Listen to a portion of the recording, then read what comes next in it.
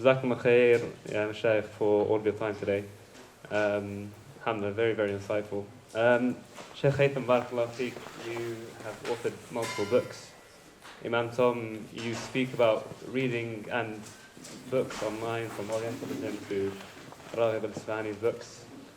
What is the A, importance of reading, and B, your analysis of reading in our community? And then, if possible, your approach to reading rather than reading recommendations. Rather than? So rather than reading recommendations, specific books, a guideline to how to read. That makes sense. What to choose, etc. I'll just say to remind the Mashaykh, if you keep the more brief you keep the answers, the more questions we can get in, inshallah. At this, okay.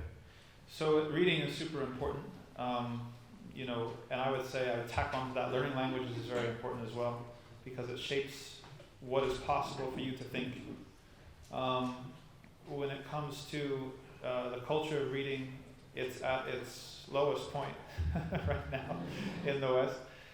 Social media has truncated, just a show of hands, who's read an entire book? This is probably an educated audience, but who's read an entire book in the last calendar year? Raise your hand. Okay, mashallah. Who's read 5 entire books in the last calendar year? 5 or more.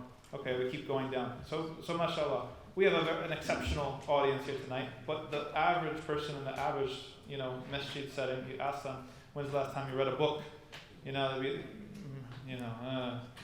Not very good,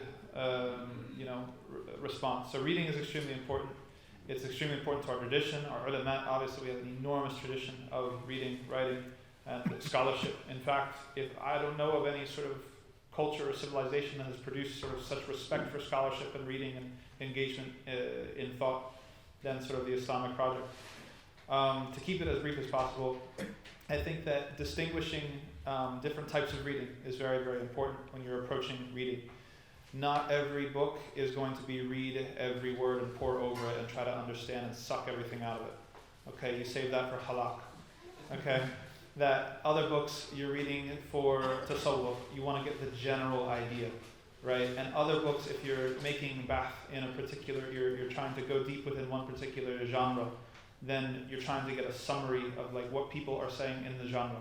You're going to skim, right? There's books that you're going to take notes on, copious notes on. There's other books that you're not. There's some books in some genres that will summarize other books for you to save you the ability to read. You can read one book and have read 10 books in that genre, okay?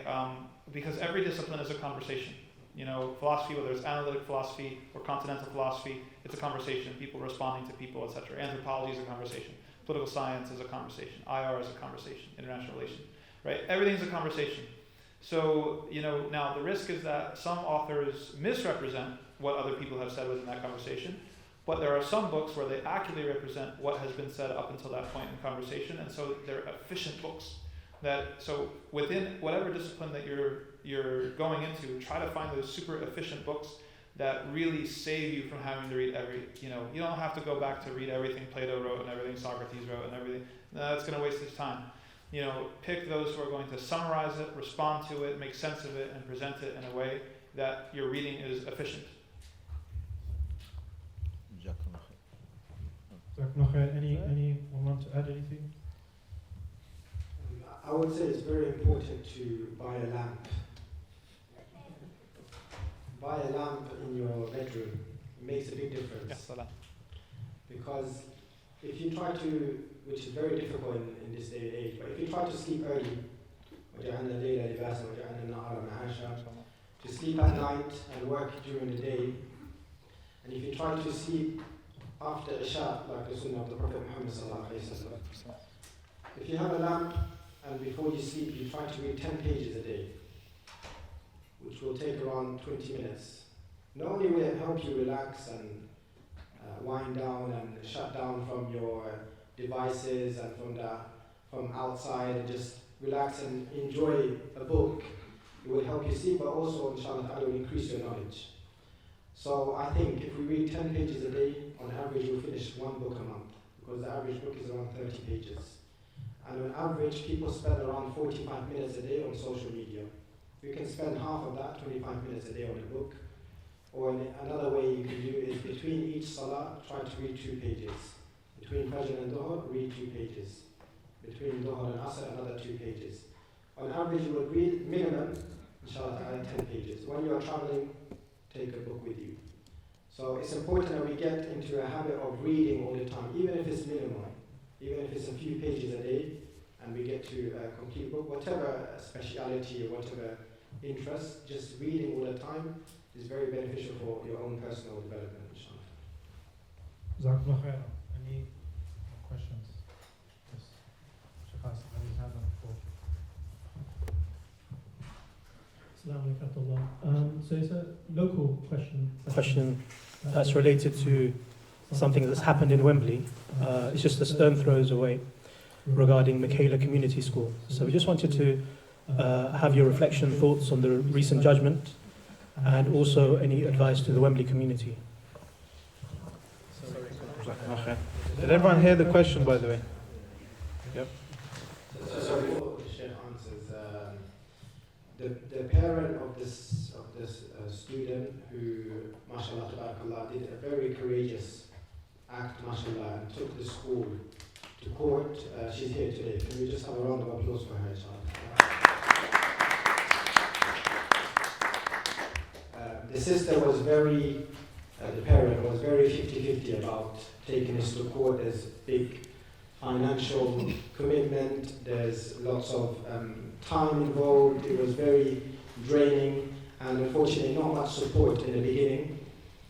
But what she did is, inshallah ta'ala, fard kifaya on behalf of all of the Muslim students. Because iqamat al-salah is wajib upon every Muslim, whether you're in school, university, work, we always have to establish the prayer. And I believe 60% of the students in that school are Muslims. SubhanAllah. So this sister, mashallah, she's very brave and courageous, 14 years old, or 15. For her to do this on behalf of all the other students, regardless of the outcome, we ask Allah subhanahu wa ta'ala to bless her and reward her. Amen. And she has done something that the leaders should have done. So may Allah subhanahu wa ta'ala bless her and reward her. I think there's a few points in regards to this issue. One is this. Come so people see your beautiful face. So I think there's a few issues here. I think one is this is a very exceptional case. This school is not a typical school. It's led by a teacher who calls herself the strictest head teacher in the country, but she's also very much linked to a brand of conservatism, which is staunchly right wing. So she believes that she's linked to, like, for example, the first chair of governors of the school was Suella Braverman. Yeah, she spoke at the 2010 conference, Conservative Party conference, and she spoke about woke culture and how we to fight against it. As a result, she was a deputy head of a school. She resigned, and then the Conservative government gave her a free school to run in the heart of London. She is not somebody who is a neutral person in this whole issue, and she's not the average head teacher of a school. I think really that this is not going to have a precedent-setting impact upon most schools, because the reality is most schools do not have a head teacher who is so anti-Muslim as Birbal Singh is, the head teacher of this school. So I think firstly we should take it into proportion that this is not going to, I've seen posts sent around that, look, because of this case, we're going to have children banned from praying in school. This is not going to happen. Yeah, this is not going to happen, inshallah. Yeah, the reality is most head teachers are quite accommodating to requests made by children at the school. They want to have a good relationship with the children and the parents of the school. They are not antagonistic or ideologically antagonistic towards us as a community, as Birbal Singh is. So firstly, this is a very exceptional case. Secondly, look, one of the things is, this case is hinged upon a point about the existence of what they call secular schools. They say that this school is a secular school, but in English law, there's no such thing as a secular school. Every single school, whether it be a voluntary aided school, be a community school, whether it be an academy, whether it even be a free school, has to provide daily collective worship in that school of a Christian nature. And schools which have other children from other backgrounds can apply for designation, which means they can apply to change that from a Christian nature to Islamic or to Hindu or Christian, depending upon the situation of the school. The reality is there's no such thing as a secular school in English law. I remember somebody on Twitter today, on X, said, yeah, this is a secular school, Muslims are asking for accommodation. I said to that person, there's no such thing as a secular school in law. And I said, there is. Somebody else, a head teacher of a school, posted the government guidance about collective worship, and they remain silent because nobody really understands the law. In this judgment, the judge even said, this is a secular school in the heart of London. This is a judge who's meant to understand the law. This doesn't exist in English law. There's no such thing as a secular school. What I really want to say, to sum up, is let's not take this out of all proportion. Sometimes messages like this sent on WhatsApp can be very disempowering for our community.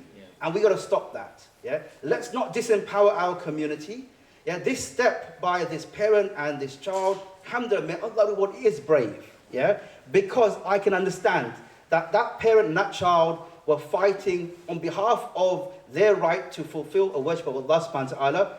And I can imagine other parents saying, oh, why are you bothering? Let's not do this. Let's not rock the boat.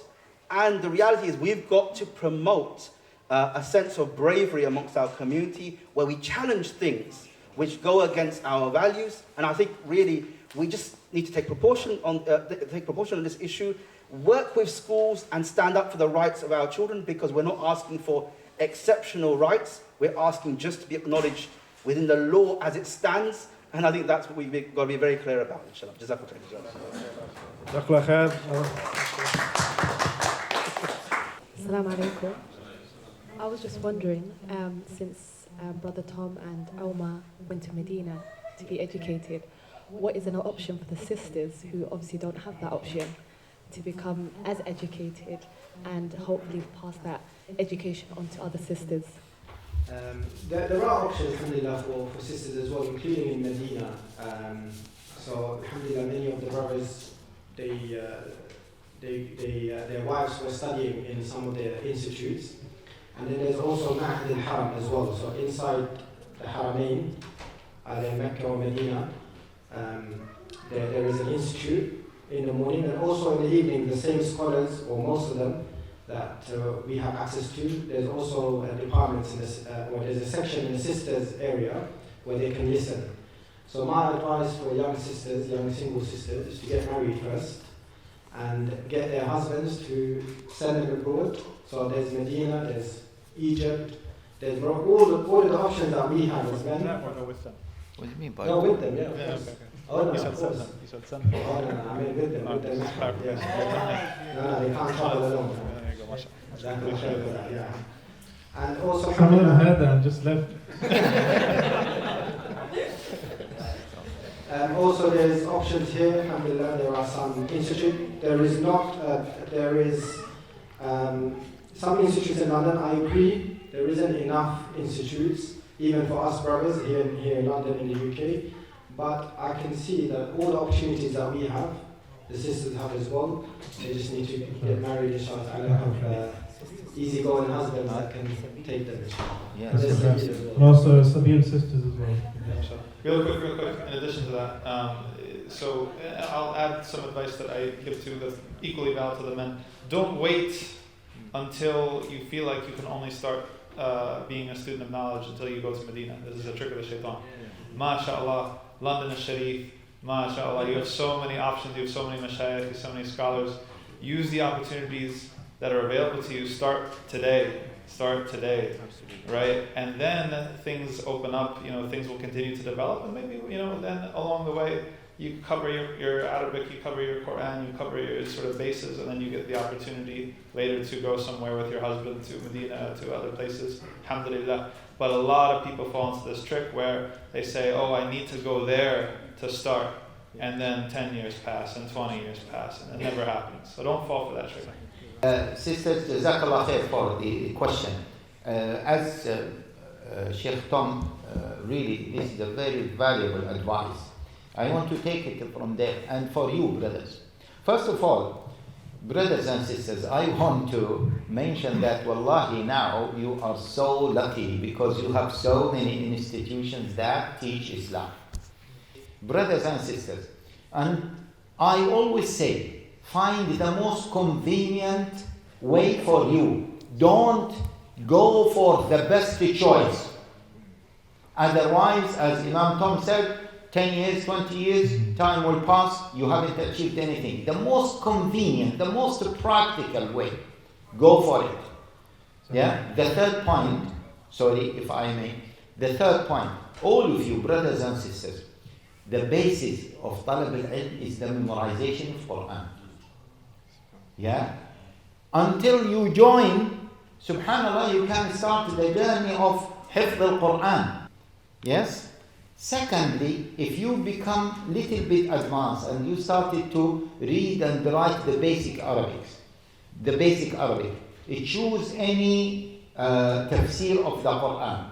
Go to the last chapter of the Quran, the last para of the Quran, Juzu' Amma, and start with the shortest surahs. قل أعوذ برب الناس، قل أعوذ برب الفلق، قل هو الله أحد, and summarize, if you can, in Arabic, the tafsir. I recommend tafsir ibn Kathir because it is simple, easy to read. If you are not happy with it, choose whatever tafsir you like. Summarize it in Arabic. And go, do that for the entire para of the last juzu 30, juzu Amma. Believe me, brothers and sisters, if you do this, you will see that you have acquired a huge amount of knowledge, not only knowledge, iman, tarbiyah, spirituality, akhlaq, etc. May Allah Jalla wa Ala help you to acquire that. Jazakallah. Jazakallah khair, Shaykh, and sorry for rushing. Just if you have a question, put your hand up and we'll take a few at a time to save time. Go ahead. How do you memorize the whole Quran? Good question, mashallah. How do you memorize the whole Quran? Yes. بارك الله فيكم يا شيوخنا وحفظكم الله وشرح الله بنا شرح الله صدورنا بكم. آمين. في هذا زمن الفتنة وكما قيل في حديث أنه يأتي عليكم زمن الفتنة, and is it better for a man to go on top of a hill or a mountain with his sheep and shepherd and just stay there away from the fitna, which is even mentioned in the other Salihin in the chapter of, and then you have other chapters is like عليكم بالجماعة. So now we live in such a time in which like we want to protect ourselves from such innovation, such misguidance. We want to protect ourselves from so many things. But at the same time, we want to help the community. You guys studied in Arab countries where, mashallah, tabarakallah, the aqeedah, the fiqh, everything was, mashallah, tabarakallah, perfect. But then you have to come over here and deal with certain things that you may have not been okay with, but there was a level of dealing with the reality of things in order to benefit the community as a whole. So how did you do that? How were you able to preserve yourself from the fitan, but at the same time stick to the jama'ah and fix the jama'ah with the knowledge that you walked from those times in seeking knowledge? Hafazkumullah. And the third one? Assalamu alaikum. Mine is more of a comment. Maybe Imam Tom, being from America, I'd like to see your insights on this. But because the title of today's event is the middle way, being balanced, and to have a functional society, there has to be some level of interaction between men and women, whether that be in the marketplace, whether that be in the work situation, in studies, and no matter which position like a Muslim takes, like as you were saying earlier in regards to your moral obligation, fearing Allah, knowing the boundaries that Allah has set, this word of free mixing has been really overused in my opinion. It's been a word which is thrown out loosely to throw people off, saying they are very relaxed, practicing Islam, or on the other extreme as well. And I wanted to see, is it the same as maybe here in the UK, in America? And what is the practical solution? Because we find amongst the companions in Medina with the Prophet ﷺ, was there a level of this religiosity where men are walking on one side, women are walking on the other, and how did they have a functional society through like the interaction between the genders?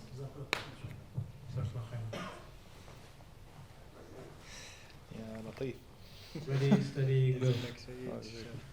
Sheikh, answer all three, please. Huh? Please. Answer all three questions. Because this, 3 minutes. yeah, they are difficult questions, so they point at me. Okay, young boy, what's your name? Ayyub, mashallah. Mashallah, very good name. And Ayyub, whenever we mention Ayyub, what do we remember? Sabr. Yeah. Sabr, by the way, sabr, it doesn't mean that someone is beating you up and you just keep quiet. But this is the sabr of donkeys, with all due respect to the donkeys. Yeah. But sabr means that you have self-control. Yeah, self-control, commitment, resilience. Ayyub Habibi, okay, in brief, and this is the answer. Quran needs sabr, resilience, self-control, and in particular, repeat as much as you can. Read loudly, not like with your eyes. Read loudly, and this is advice for everyone. Whenever you want to memorize the Quran, read loudly, and what? Repeat. There are different methods other people mention.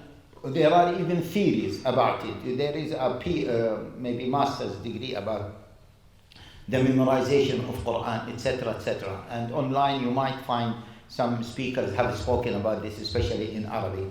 But the common denominator is what? Is what? Brothers, sisters, is what? Reading, repeating loudly. Without repeating loudly, you won't achieve this. Yes, ya Ayyub? What was my answer? Well, I need to repeat like as much. I need to read it loud. Excellent. MashaAllah, MashaAllah. Excellent. Well done. If I may, first of all, brothers and sisters, never ever, Imam Tom and I think Sheikh Omar, okay, both of them are mashayikh. Don't worry about Imam. Okay, don't be obsessed with the titles. Yeah, both of them. Omar and Tom. Yeah, Omar and Tom and Haitham. Okay. And Jerry. Omar and Tom and Jerry. Stop.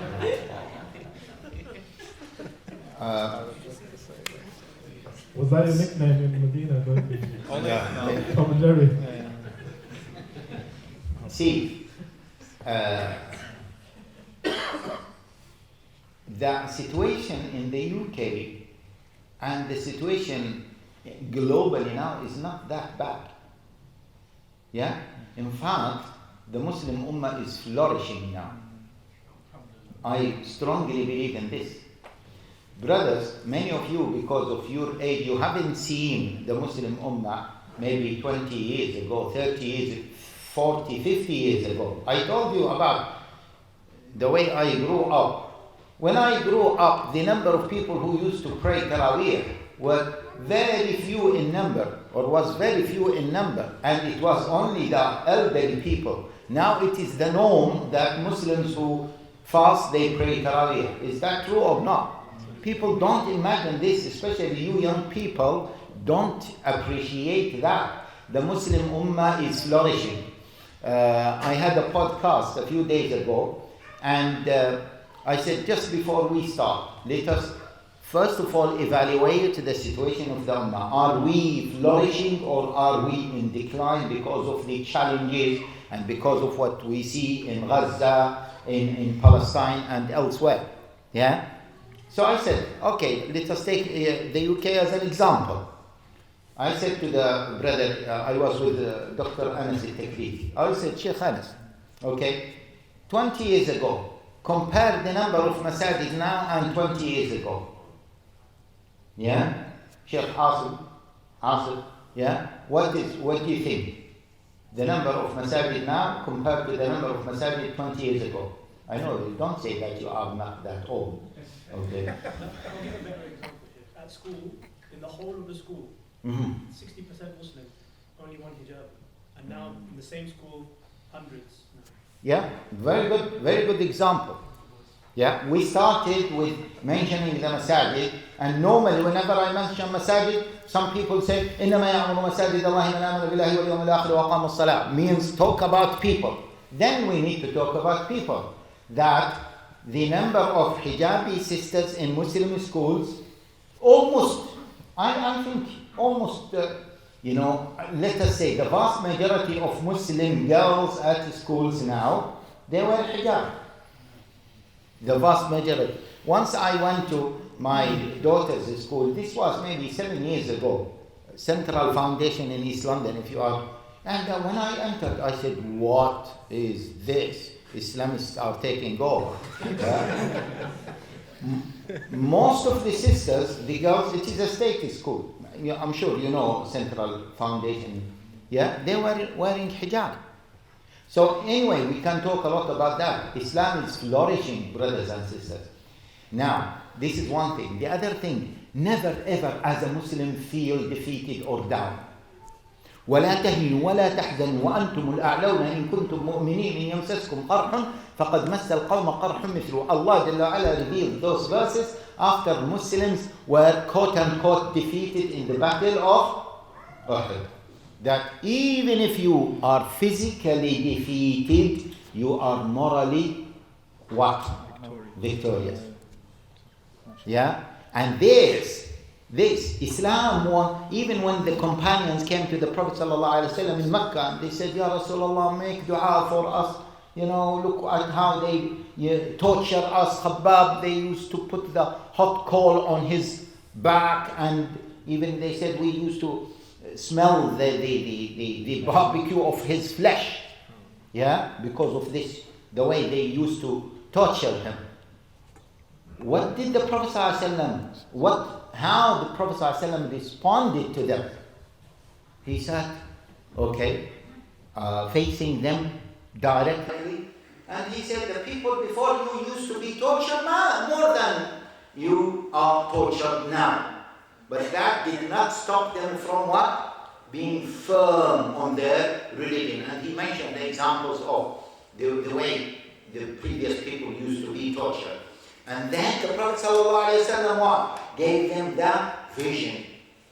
Which is what? By Allah, it is a matter of time until the lady will travel alone from Sana'a to Hadramaut, a distance of maybe 1,000 miles, feels no one except for the wolf, for her cattle.